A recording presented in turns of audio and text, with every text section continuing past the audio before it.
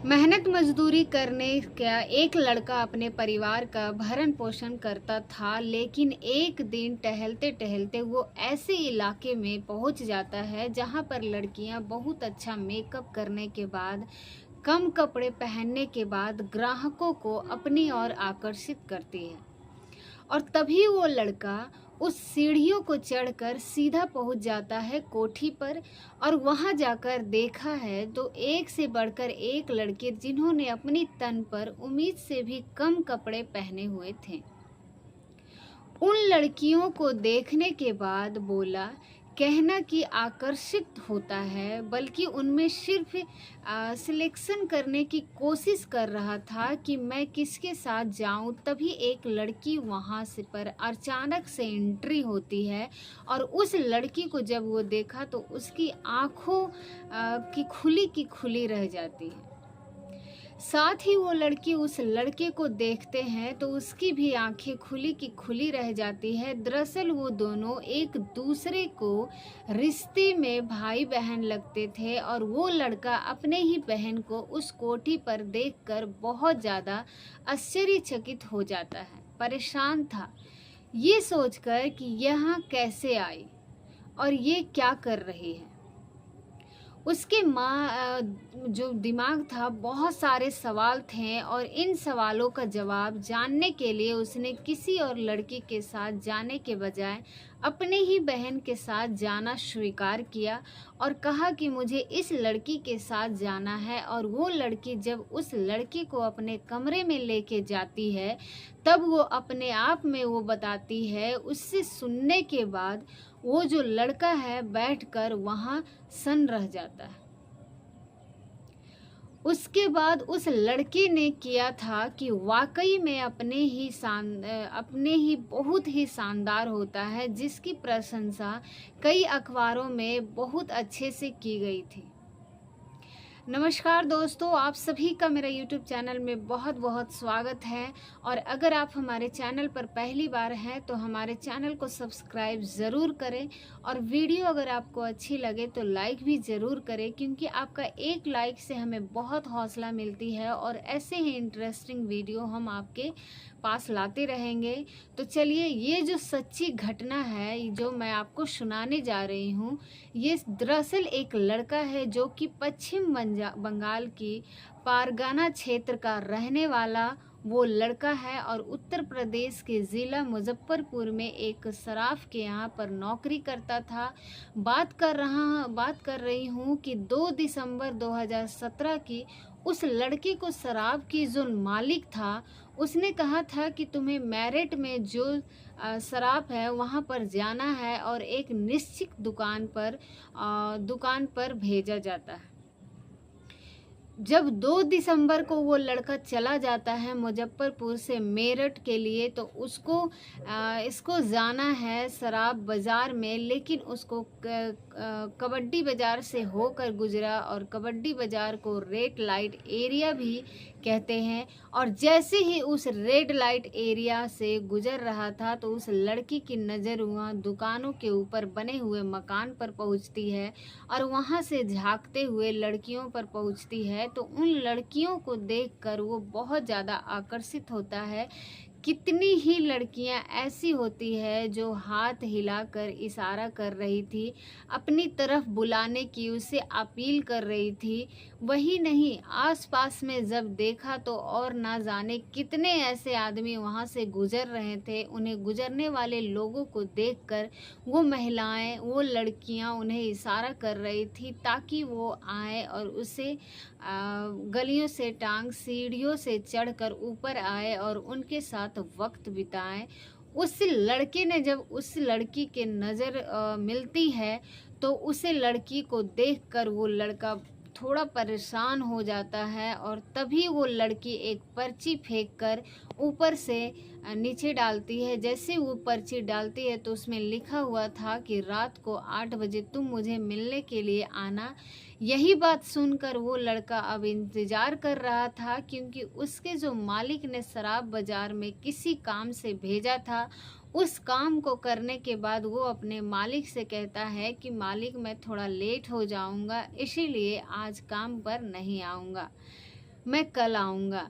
उसका मालिक कहता है कोई बात नहीं है, तुम कल आ जाना। वो रात 8 बजे होने का इंतज़ार कर रहा था और जैसे ही रात के 8 बजते हैं, वो इस कोठी पर इस सीढ़ी के पास खड़ा होकर जब ऊपर चला जाता है और चलने के बाद जब देखा तो अंदर तो एक महिला थी और वहाँ से उस महिला के इर्द-गिर्द कोई साड़ी और कोई लड़कियाँ जो सुंदर-सुंदर है, जिन्होंने उम्मीद से भी कम कपड़े पहने हुए थे, सभी लड़कियाँ ने मेकअप किया हुआ था और वो भी ज़्यादा खूबसूरत लग रही थी।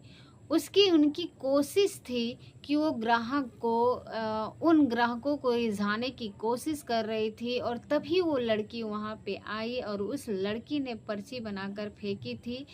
उस रात के 8 बजे आने के बाद कही थी। दरअसल वो लड़की भी तभी ये जाती है। उस लड़की को देखने के बाद वो लड़का कहता है कि मुझे इसके साथ जाना है। दरअसल उस लड़की का नाम होता है सबीना और उस सबीना को देखकर वो एकदम से उसका चेहरा खिल जाता है और चमक जाता है, लेकिन उसको अफ़सोस भी हो रहा था कि वो जो लड़की होती है सबीना, वो कोई और नहीं बल्कि उसकी रिश्ते में लगने वाली बहन थी और वो लड़का ये नहीं जानता था कि सबीना यहाँ क्या कर रही है। सैकड़ों किलोमीटर दूर अपने गांव से यहाँ इस कोठी पर इन लोगों के साथ इन कपड़ों में, इस मेकअप में उसे देखा है तो उसकी भी इच्छा जाग जाती है और वो उसके पास ज़रूर जाए। और उस लड़की ने भी यही इच्छा जाहिर की थी कि तुम रात को 8 बजे आओगे, जब मैं तुम्हें इतना बातें करूँगी। ठीक उसी महंगी हुई रकम से थी। तो जाती है और वो लड़का जो कि अपनी बहन के साथ उस कमरे में पहुंचता है और जैसे ही वो कमरे में जाता है तो उसकी बहन जोर-जोर से, ताकि उसकी आवाज़ जो बाहर तक ना जाए, और इतनी ज़ोर से रो रही थी और रो-रो के अपने भाई के गले लगती है और कहती है कि भैया मैं बहुत ज़्यादा परेशान हूँ, मुझे यहाँ से निकालो। 6.5 महीने से भी ज़्यादा का वक़्त हो चुका है और मेरा एक-एक दिन, एक-एक पल कितनी परेशानी से गुज़र रहा है, मैं तुम्हें बता नहीं सकती। तभी वो कहता है कि तुम यहाँ आई तो आई कैसे? तभी वो कहती है कि भैया आने की जो मैं मुख्य वजह है वो कोई और ही थी और घर में से निकली थी स्कूल के लिए, पढ़ने के लिए, लेकिन मैं नहीं जानती थी कि एक कार आके रुकती है और उस कार वाले ने मुझे अपनी गाड़ी में ज़बरदस्ती बिठाया और नशा दिया और जब नशे में आँखें खुलती तो इस कोठी पर आकर खोली। शुरू के 15 दिन तो बहुत ही बुरी ही परेशानी वाली बीती, लेकिन उसके बाद इन्होंने जो मेरे साथ जो किया, जो शायद किसी भी बहन बेटी के साथ नहीं होना चाहिए।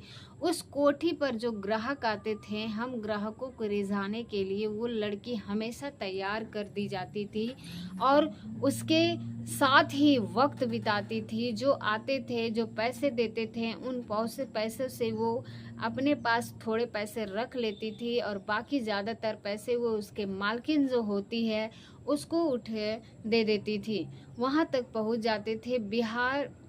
बातचीत का सिलसिला चल ही रहा था, लेकिन अचानक से दरवाज़ा फिर से खुल जाता है और दरवाज़ा को जब खुलता है तो वाक़ई बहुत भयानक होता है। एक और लड़की की एंट्री इस कमरे में होती है और वो जिस तरह से उस लड़की अपने भाई के सामने बैठी हुई थी, कोई भी महिला, कोई भी लड़की ऐसे किसी ग्राहक के सामने बैठ ही नहीं सकती। दरअसल उसने पूरे कपड़े पहने हुए थे और अपने भाई से बातचीत करते हुए जब कपड़े पहने हुए थे तो उसने अपने तन को ढका हुआ था और जो बैठने का उसका तरीका था, कोई भी लड़की अपने परिवार के साथ ही ऐसे बैठ सकती है। उस लड़की को तो नई एक और लड़की आई थी, उसे समझना में ज़रा भी देर नहीं लगा। उसने कहा कि कुछ ना कुछ ऐसी बात है जो मुझे छिपाने की कोशिश कर रहे हो।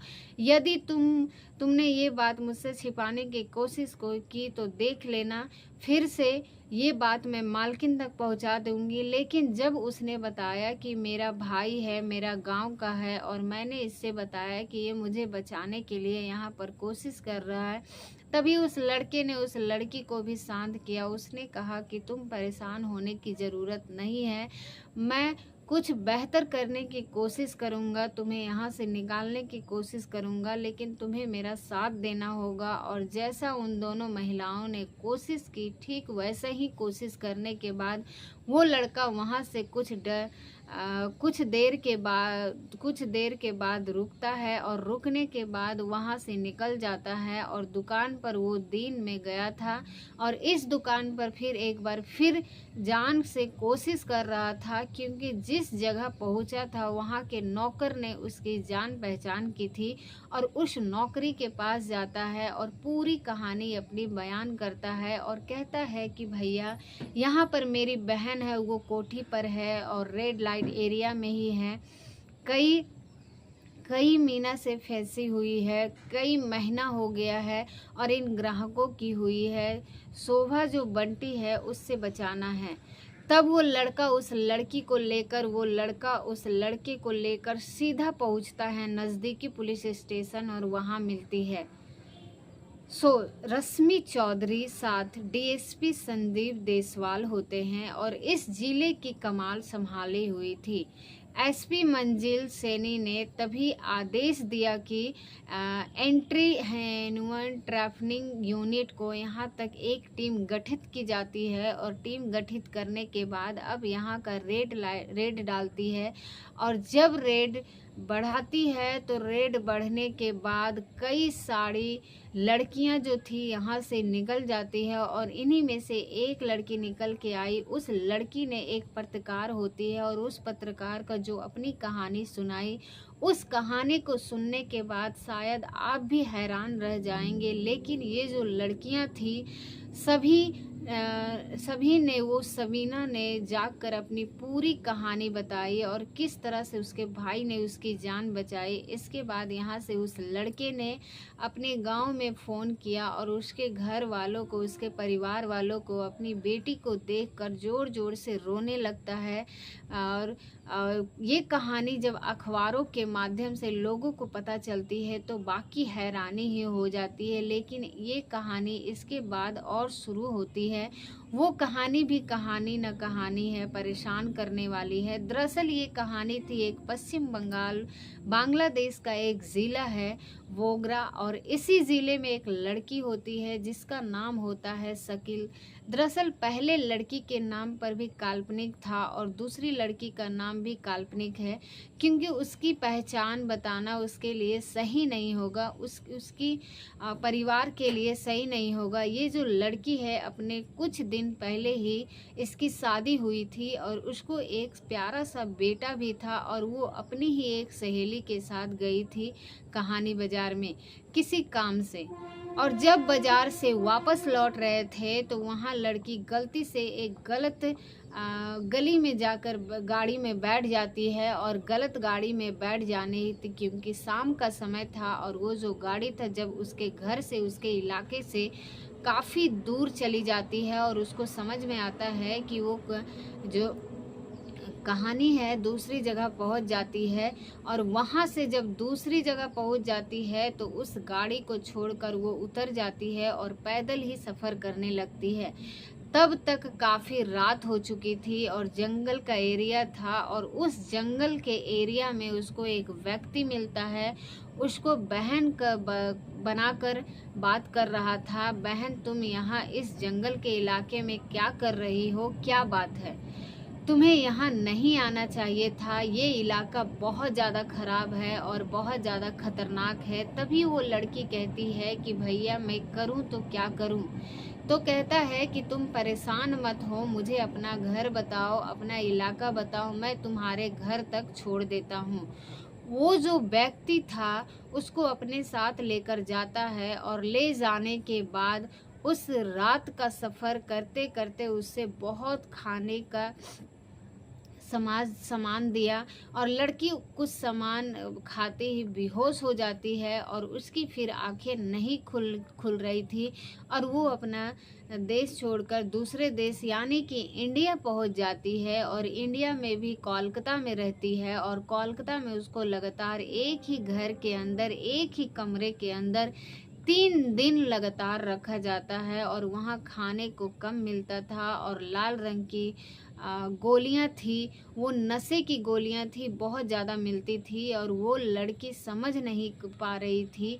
जब भी उसकी आँख खुलती थी तभी उसे पानी के साथ वो गोलियां देते थे और कुछ बोलने की कोशिश करते तो भी उसको पीटना शुरू कर देते, मारना शुरू कर देते थे। उसके मुंह से कोई आवाज़ निकलने भी नहीं दे रहे थे, इतने जालिम तरीके से उसके साथ पेश कर रहे थे। वो लड़की इतनी बुरी तरह डर जाती है।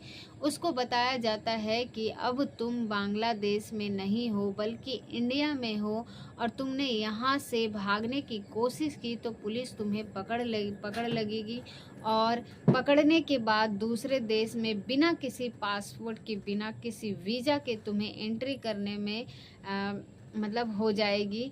हमेशा हमेशा के लिए तुम जेल में सड़ती रहोगी। उसके बच्चे भी बड़े में पूछा जाता है, उसके पति के बारे में पूछा जाता है, उसके परिवार के बारे में पूछा जाता है। बताती है कि वह खुद भी गुहार लगाती थी कि मेरा एक बच्चा है, मेरा उसका क्या होगा। लड़की उसका भी रो रो कर बहुत बुरा हाल था, लेकिन जब उसने यहाँ तक अगर भागने की कोशिश करेगी तो बाकी भारत की पुलिस उसको पकड़ लेगी और 3 दिन तक वो लड़की जब से ठीक से उनकी बात मानने लगती है, 3 दिन के बाद वो लड़की यहाँ से फिर पहुँच जाती है मुंबई और बम्बई में जान के बाद उसके साथ जो होता है उसकी जो कल्पना ही नहीं कर सकते। अब यहाँ पर वो देखते हैं कि एक बाज़ार है, उस बाज़ार में एक सैकड़ों ऐसी लड़कियां हैं जिनके ऊपर कपड़े कम होते हैं और कपड़ा कम होने की वजह से ही ग्राहकों को रिझानी थी और रिझाने की वजह से वो उनको पैसे मिलते थे और पैसे को उस कोठिन के मालिक को जाते थे। और अब आँखों को जो देखा था देखकर बहुत ज़्यादा परेशान थी, क्योंकि उसने 15 दिन तक लगातार विरोध करती रही और जितना विरोध करती थी उसको उतनी ही मार पड़ती थी और जब मार पड़ती थी तो साथ में उसको एक इंजेक्शन भी दिया जाता था और वो इंजेक्शन ऐसा था जो हार्मोन को कुछ तब्दील करता था और तब्दील करने के बाद उसके साथ फिर जो उसके शरीर में उत्तेजना से पैदा होती थी तब उसका कुछ करने की मन करता था और यहीं से उसकी ज़िंदगी ऐसी करवट लेती है कि दिन रात उसको इंजेक्शन नहीं दिया जाता था, उसको लगाया जाता था बहुत ज़्यादा बड़ा और शुरुआत में जो इंजेक्शन का तादाद लगातार दी जाती थी तो उसके अंदर हार्मोन कुछ बदलते थे और फिर उसको खुद ही पुरुषों से मिलने की इच्छाएं जागृत होती थी और अकेली लड़की नहीं थी जो कमरे में छोटे कपड़े पहनती थी। वहाँ 10 से 20 लड़कियां इसी तरह से अलग अलग साड़ियों में होती थी। कोई पश्चिम बंगाल की थी तो कोई बिहार की, कोई आप ही तो कोई राजस्थान की, कोई हरियाणा की। इस तरह की लड़कियां उन छोटे छोटे कपड़ों में एक भूस की तरह भरी हुई थी और हर लड़की को इंजेक्शन दिया जाता था और इंजेक्शन देने के बाद वो लड़की अपने काम पर लगती थी और काम भी ऐसा जिसको देखकर शायद सुनकर आपकी भी रोंगटे खड़े हो जाएंगे। एक एक लड़की से सुबह 10 बजे से लेकर रात 11 बजे तक कभी 80 लोग मिलते थे तो कभी 100 लोग मिलते थे, कभी 130 लोग मिलते थे। ये कभी कभी संख्या कम रहती थी, कभी ज़्यादा रहती थी। एक महिला अपने ही पुरुष के मतलब ऐसे ही पुरुष के साथ अपने पति के साथ जब शारीरिक संबंध बनाती है तो उसको लेकर भी कई बार वो परेशान हो जाती है। ज़रा सोच के देखिए कि एक महिला एक साथ सुबह से लेकर शाम तक वो 100 से ज़्यादा लोगों के साथ अगर शारीरिक संबंध बनाएगी तो उसकी हालत क्या हो जाएगी। उस लड़की ने लगभग यहाँ पर 3 महीने गुजारे जो मुंबई के अंदर और यहाँ उसको भेज दिया गया था सीधा दिल्ली की तरफ। दिल्ली में आई जीवी रोड पर रेड लाइट एरिया जो स्थिति और भी ज़्यादा भयानक मिलती है। और यहाँ पर अलग अलग प्रदेश के अलग अलग इलाकों की शेरों की लड़कियाँ रहती हैं और कम उम्र की लड़कियाँ होती हैं, और उन लड़कियों को लाल रंग की दवाइयाँ के साथ साथ हार्मोन के बदलने के लिए इंजेक्शन भी दिए जाते थे। और उस लड़की ने यहाँ पर लगभग 6 महीने का वक्त और 6 महीने का वक्त गुजारने के बाद 3 महीने पहले ही वो आई थी, और उसका घर, उसका परिवार उसके बिल्कुल उम्मीद छोड़ चुकी थी। अब जहां वो जिस हालत में है, शायद कभी अपने घर नहीं आ पाएगी। ऐसे ही धीरे धीरे वक्त गुजरा और हर दिन सैकड़ों की संख्या में ग्राहक आते थे और उन ग्राहकों को खुश भी करना पड़ता था। और जैसे जैसे उसका शरीर में बदलाव होते रहे, वैसे वैसे ग्राहक भी ज़्यादा आते थे। लेकिन वक्त जब आगे बढ़ता है तो लड़कियां भले ही चाहे खुश अंदर से हो या नहीं हो, लेकिन उन्हें जानबूझकर खुश होने की एक्टिंग भी करनी पड़ती है। और जीबी रोड से उसका फिर ट्रांसफ़र हो जाता है मेरठ के रेड लाइट एरिया में, और जो भी कबड्डी बाज़ार के नाम से भी जाना जाता है। और वो लड़की पहुंच जाती है कबड्डी बाज़ार में, और कबड्डी बाज़ार के जाने के बाद उसकी मुलाकात होती है सबीना से। सबीना की कहानी सुनने के बाद उसको भी लगा कि इस लड़की के साथ कितना गलत होता है और कितना बड़ा हुआ है। लेकिन सबीना की समझदारी, तो सबीना की होशियारी तो ना केवल खुद की जान बचाई, बल्कि ऐसी कई लड़कियों को उस कोठी से बाहर निकाला। और बाहर निकालने के बाद उस लड़की ने कभी सोचा नहीं था कि फिर बाद में वो जो पुलिस की कार्रवाई होती है, पुलिस ने उस लड़की को भी उसके घर वालों से पहुंचाने की पूरी कोशिश की। और जब 1.5 साल के बाद वो लड़की अपने उस बेटे से मिलती है और उस बेटे से मिलने के बाद बातचीत करने की कोशिश करती है, तो उसको आंखों में खुशी के आंसू के अलावा और कुछ था ही नहीं। लड़की जब पत्रकारों से बातचीत करती है और वो कहती है कि हर रेड लाइट एरिया में आने वाली हर लड़की की कहानी एक जैसी ही होती है। बस कोई घर से निकलते हैं तो कोई अपना भविष्य बनाने के लिए, कोई घर से बाहर निकलते हैं तो कोई नौकरी अपने के लिए, कोई घर से निकलते हैं कोई नया कुछ करने के लिए। लेकिन बाहर की दुनिया जो उन्हें बहुत अच्छे लोग लगता है, उन्हें ऐसा लगता है कि बहुत ही उलझे हुए समझदार, इतने अच्छे, वो पहले इतना अपनापन दिखाने की कोशिश करेंगे। जैसे क्या उस लड़की जो बांग्लादेश में उसके साथ होता है, उसे सामने जो लड़का मिलता है वो दिखाने की कोशिश कर रहा था कि ज़माना बहुत ख़राब है और तुम इस तरह से रात को अंधेरे में ऐसे कैसे घूम रही हो, इसीलिए तुम मेरे साथ होना चाहिए और मैं तुम्हारे घर तक तुमको पहुंचा दूंगा।